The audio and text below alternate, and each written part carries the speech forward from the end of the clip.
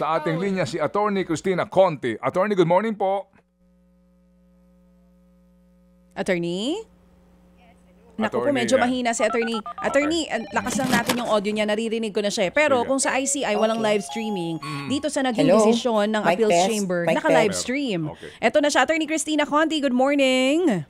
Magandang umaga. Naririnig na po ba? Ayan. Good morning. Yes, loud and clear. Eto na nga po, Attorney Cristina, nauna nang tinanggihan ng pre-trial chamber itong hiling na interim release ng dating Pangulong Duterte at ngayon tinanggihan din ito ng ICC Appeals Chamber. Ngayon po, ang tanong din namin dito after the decision, ano bang susunod? Kasi sinasabi po ng kampo ng dating Pangulo, iaapela pa rin po daw nila itong desisyon na ito ng Appeals Chamber. Number one, pwede pa po ba itong iapela? And number two, ano nang susunod na mangyayari sa kaso ng dating Pangulo? Well, sa totoo, kung desisyon patungkol sa sirkumstansya ng interim release na hinihingi nila, sa ngayon, final na yan. At ito po kasi ay interim release na hiningi nila as of June 12, 2025 nga eh. And inulit nila bandang August, September yata. So, using those circumstances, using his age, using his medical circumstances as of that point, final na po yun. Pero, pwede nilang ulit-ulitin sa ibang pleadings and citing different circumstances.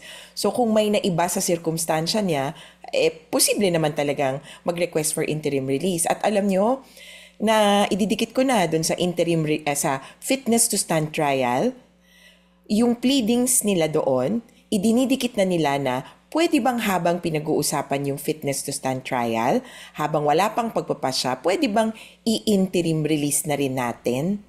Yun, ganun yung paraan ng pag-uulit nila. And I would say, yun yung isang paraan ng quote-unquote apela.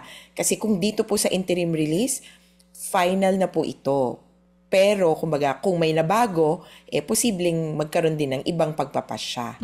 So, sa madaling salita, pwede nilang baguhin yung grounds nila for interim release. Kung mag-iba, pwede pang iapila. Pero kung gagamitin yung mga grounds na tinanggihan na po ng pre-trial chamber at ng appeals chamber, final na ito. Pero may sinasabi rin po kasi dito na sa ngayon, ang susunod daw pong mangyayari ay i-check kung talagang fit for trial, fit to stand for trial ang dating Pangulong Duterte. Tama po ba ito? Yes, DJ Chacha, ang deadline nga ng report, naalala natin, nag-away-away pa nga tungkol sa sino ba ang experts na titingin. Kasi independent experts dapat ito. Sa Friday, ang deadline ng reports nila, whether individual or joint submission, kumbaga pag kapag estudyante ka, group submission ba o individual submission, whatever, pass your papers by Friday.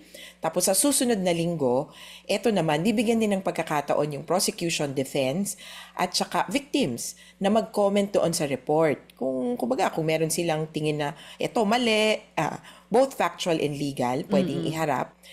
Kaya lang yung 12, last day of the court. Kaya, maisasubmit yung paper, maisasubmit lahat ng komento, pero yung checking o yung grade, at ultimo, yung decision, baka po sa January na. Pero sa lumalabas ngayon, in the context of the junking of the interim release request, sa loob po ng ICC Detention Facility, magpapasko si Duterte habang pinagpapasyahan ito. Okay. So ayan, at least malinaw na ngayon kasi ang we thought na ilalabas na rin agad ngayong December yung desisyon kung fit to stand for trial ang dating Pangulo. Hindi pa pala, abot pa pala ito ng January. So yung sinasabi nyo, o posibleng hindi. Well, posible naman pagka-receive nung papeles ng December 12. Ito lang parang best case scenario. Comments, papasok, kailangan mo kasing pakomentin yung prosecution, defense, victims. At i-consider yun sa desisyon ng judges. Take note lang na hindi yung experts ang magpapasya kung fit to stand trial siya. Yung judges pa rin. Judges pa rin. Kumbaga, judges pa rin. Kung sa 12, nagbasa ka agad yung judges, tapos sabi, okay na to, fit to stand trial to, or not fit to stand trial, pwedeng yung last day na yon magbaba sila ng desisyon. Okay. Kaya yun lang yung possible. Kapag sinabi po ng mga judges, halimbawa, kung sakali man, kasi di nga natin sigurado kung sila'y magbabasa na ng desisyon ng December 12 or gagawin nila ito by January na. Kung December 12, sabihin po nila na unfit ang dating Pangulo, ano pong mangyayari sa kanyang kaso? Sa Netherlands pa rin po, sa malamang magpapasko si Duterte. Hindi po yan makakauwi para po malinaw. At wag po ako ang inyong aawayin para po sa mga supporters. Kasi yun po ang nakalagay sa patakaran. Kapag unfit to stand trial ka, or kumbaga meron kang sakit or merong kailangang gamutin, merong kailangang i-address, posible pong i-institutionalize. Sabi nga namin, baka kailangan i-hospital yan, baka kailangan i-care home, baka kailangan, kanina pinag-iisipan ko nga to, sa Netherlands, iba yung approach nila sa dementia. Meron silang pinauso ngayon na tinatawag na dementia villages. Hindi sa kwarto-kwarto ipapasok yung mga pasyente, kundi parang sa maliit na bahay, parang kondo. Tapos hayaan silang umikot sa isang village na marami namang nagbabantay sa kanila. Kaya baka dalhin sa ganong pasilidad. Kasi kapag sinabing unfit to stand trial ka, hindi ka na nakakaintindi kung anong nangyayari sa paligid mo. Kaya yun po ang magiging options. Definitely hindi po magiging option na ibalik siya sa piling ng mga kamag-anak niya sa Pilipinas. Oo. Bakit po ganoon nga, Attorney Cristina? Kasi ang iniisip ng iba, pag sinabi ng mga hurado na unfit to stand for trial, o ang iniisip nila, mapapabalik ang Pangulong o dating Pangulong Duterte dito. Pero hindi pala. Pag even fit or unfit, mananatili po siya sa The Hague, sa the Netherlands. Oo kasi yung unfit to stand trial, ang sinasabi nun, meron kang kondisyon. At kailangang malaman kung saan ang best place for you to get over your condition. And right now, if it is something about the mind, about dementia, the Netherlands is the best place to get that help. Hindi ko naman masabi na the best talaga dapat sa Pilipinas. May isang posibilidad na sasabihin niya, gagaling lang ako kung ako ay makakauwi sa bahay ko. Kaya lang, kung ididikit natin dun sa interim release decision, mukhang imposible siyang pauuwiin dahil nandun tayo sa konsepto na magiging banta siya dun sa proceedings. Kaya niyang mag-interfere sa proceedings kung babalik yan sa geographic location of the crime or kung saan naganap ang krimen, edi sa Pilipinas yan. At lalong-lalong na, hindi yan pababalikin ng Davao. Oo. Since nasabi nyo na po yan, balikan lang natin yung naging decision nga po ng mga hurado sa Appeals Chamber dito po sa kaso ng dating Pangulong Duterte. Lahat ng binigay na dahilan ng kanilang kampo, kumbaga tinanggihan ng ICC. Tama po ito. Ano-ano nga po itong mga dahilan na ito? Kasi importante itong malaman ng publiko dahil ang sinasabi nyo, pwede pang iapila itong interim release kung babaguhin nila yung kanilang mga dahilan. Tama po? Oo. Yung parang basis, yung grounds. Yes, ang grounds yung grounds kasi nila. May sakit na ganito. Yes Pero po. yung specific grounds na medyo legalist dito sa apela ay una, mali ang appreciation ng judges doon sa risks associated with Duterte. At ito, pinag-uusapan na natin ito noon. May 3 risk factor. Babalik ba yan para magpakita sa hearing? Mag-i-interfere ba yan sa proceedings? Pakikialaman ba niyan yung witnesses o ebidensya? At pangatlo, gagawa ba yan ng dagdag na krimen? Yung second, kumaga on a technical note, yung second ground ng appeal nila ay bakit hindi sinilip ng pretrial chamber o binigyang bigat ba yung mga state guarantees o yung mga kondisyones na ibinigay ng bansa na tatanggap sana. Kumbaga may risks nga. Pero sabi naman ng bansang tatanggap, kaya namin yang sawatahin o kaya sisiguraduhin naming sisipot yan. Sabi naman ng Appeals Chamber nga, actually kinonsider naman, pero yun nga, hindi ma-outweigh ng risks yung guarantees. Tapos pangatlo, hindi daw binigyan ng diin pa o hindi pa sinilip yung grounds for humanitarian release. At dito papasok yung kasalukuyang kondisyon niya. Kung mapapansin nyo yung 1 and 2, hindi talaga ito parang palayain nyo ako dahil may sakit ako, kundi may batayan ng ICC para sabihin pwede kang ma-release. Yung risk factors, 1, 2, 3. Legal yung grounds na yon.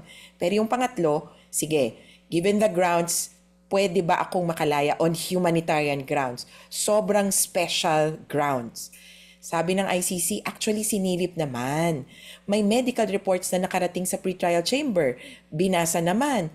Pero alam nyo, maski daw yung pinasa na medical reports ay hindi nakumbinsi ang pretrial chamber na palayain even on humanitarian grounds.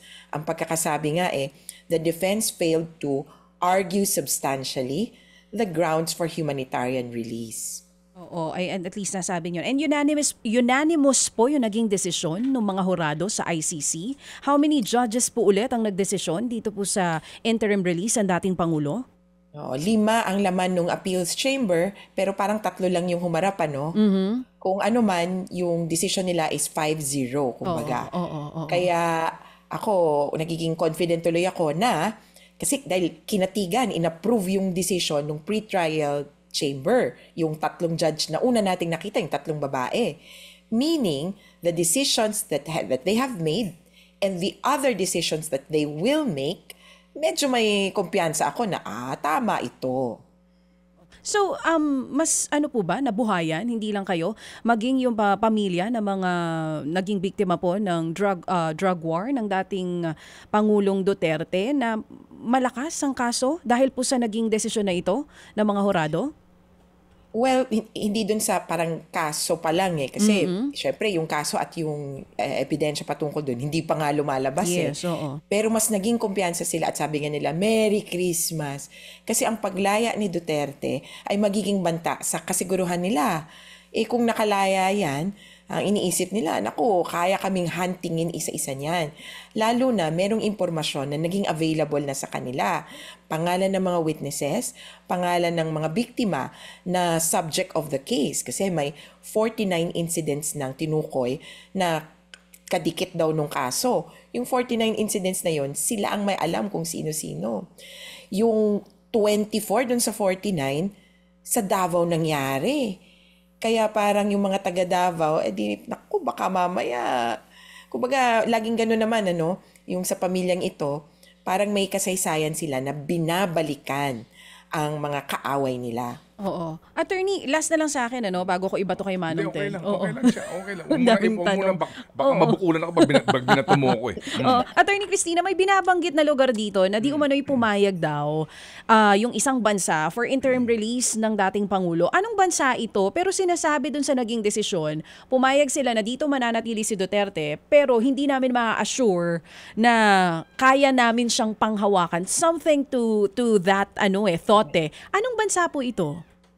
Naku, hindi rin dinisclose, kaya ang hirap ding mag-speculate. Kung ano't ano man, ang indicator ko ay malayo ito sa Pilipinas. Kasi defense na rin ang nagsabi na payagan nyo na kami dito sa bansang ito. Total, malayo naman sa geographic location of the incidents. So, ang isang sinasabi nga, baka rin malapit naman sa The Hague para mabilis yung pagbalik. Okay. Kaya wag muna siguro yung sa bansa. Ako nga yung sa conditions pa na wow, pumayag sila sa medyo maraming conditions yata na nilatag itong defense or pinropose, including ito, interesting DJ Chacha, yung bracelet sa paa, ano ba to, anklet? Oo. Pinag-usapan yun na hindi ba sapat na guarantee ito? Di ba pwede naman to? Mukhang kumbaga hindi pa rin kumbinsido yung judges sa appeals chamber na masisiguro nito na hindi siya tatakas. Okay, sige po. So, klaro na po ito, Cha? So, attorney, tama ho ba ang susunod po ay yung parang preliminary po ito, determination kung meron ba sapat na grounds na ituloy ang kaso? That's going to be the next step. Well, substantially yes, pero meron pang medyo procedural na issue patungkol sa fitness to stand trial. Opo, sige. So mabigat to kasi kung hindi siya fit to stand trial, matitigil ang proceedings against him at hindi na tayo magpapatuloy dun sa determination if the charges are sufficient to go into trial. Okay. Sige, so sa puntong yan, ito ho lang naman po ay kumbaga discussion lamang at maaari po nating kunan po ng leksyon at aral. Kapag ho ba matuloy na yung pong preliminary investigation baga, kung talagang may basihan po yung mga reklamo, mababanggit na ho ba doon kung sino ang mga inisyuhan ng arrest warrant? Kasi po ngayon, wala pa hong confirmation kung meron na bang arrest warrant talaga sa ICC si Senator Bato de la Rosa. Alam nyo sa parang tinatawag na confirmation of charges hearing, dun yung diskusyon yan, hindi mababanggit ang ibang tao. Yun yung tansya ko Kasi ingat na ingat yung ICC na hindi kumbaga masangkalan yung pag-aresto nung dagdag pang tao. Bagaman dun sa pre-confirmation brief, so may dokumento na naglalaman ng parang listahan ng mga co-perpetrators ni Duterte. 8 pangalan. Kaya lang redacted Pero may indicators, yung isa close enough, blah blah blah to this person. Okay. Tapos may ilang mga police officers, tapos may ilan din na sinasabi appointed. Kaya medyo mahihinuha mo na, naku, ito tong mga taong ito. Kaya para sa akin, even dun sa kaso ni Duterte, malinaw yung papel ni Bato de la Rosa. Pero yung kay Bato de la Rosa, kung sakasakali, ay hiwalay na kaso pa. Okay. Opo. Sige. So, pwede po, ma'am, pwede pong mangyari na magpatuloy yung pong determination po nitong kasong itong kinakaharap ng dating Pangulo, and then magkaroon doon po ng desisyon. Next naman, up and coming, yung pong sinasabi na iba pa na sangkot dito. Kagaya po, umano ni Senator Bato de la Rosa. Pwede pong ganun mangyari, ma'am? Yes, Manong Ted. Talagang magkahiwalay kasi yung proceedings. Kaya ibang kaso yung kay Bato, pero posibleng ma-mention. Okay, sige po. Salamat po na marami sa inyo pong ibinigay na panahon sa aming pong programa para din po dito po sa napaka-importanting isyong ito. Thank you po, Attorney. Maraming salamat at salamat po sa pakikisabay sa pag-abang. So, December 5 and 12. Opo, salamat po na marami. Thank you, Attorney. Thank you.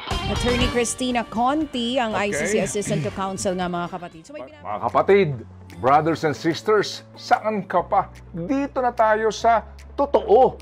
Dito na tayo sa True FM. Mga kapatid, mag-subscribe and follow po kayo sa social media accounts ng True Network PH. Yan po kami. Hanapin nyo lang True Network PH, Facebook, Instagram, YouTube, TikTok, and podcast. Mapa Apple or Spotify man yan, mahahanap nyo kami. Lahat ng mga napapanood at napapakinggan nyo po sa programa, nasa social media accounts namin yan. So, paano mga kapatid? See you sa social media!